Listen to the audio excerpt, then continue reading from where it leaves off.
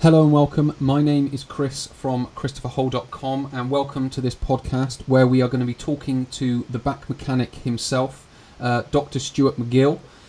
He is over in Ontario, Canada, and we're going to be asking him 10 questions referring to his book, The Back Mechanic. We're going to be working our way through the book, so you're going to get a nice overview and some snippets of some information that's held within it, but please do remember, these will only be snippets. There is an absolute mountain of information in this book, which takes you from the very beginnings of low back pain all the way through each step of the way to being able to regain good health and good fitness in your back, within your spine, and to some degrees within your whole body itself. So that just brings me to say hello, Stuart. How are you? I'm wonderful. Good day, Chris. I don't know what time it is in your country, but it's morning here, so good morning or good day. Yes, good afternoon from England. We are at 5 minutes past 4, and the weather's not too bad here, so that's a big change for England.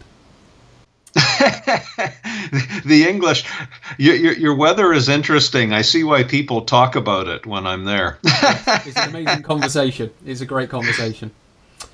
So, to begin our podcast, instead of me sort of bumbling my way through an introduction to who you are and the work you've done, could you share with us just a short background into sort of who you are, the work that you've done over your career, and what you're currently doing at the moment?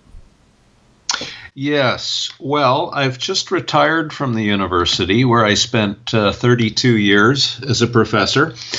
And our objective there was to work to understand, first of all, how the spine works as a structure driven by this brain personality human.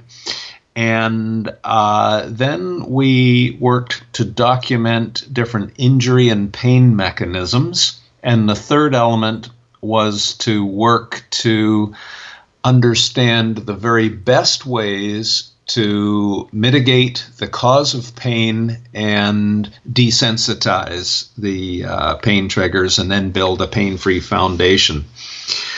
Part and parcel of all of that was to run a research experimental clinic where we would then test the various things that we came up with to see if in fact they worked or not. And they would be on individual patients and also on populations of just average people, occupational groups, and sporting groups as well.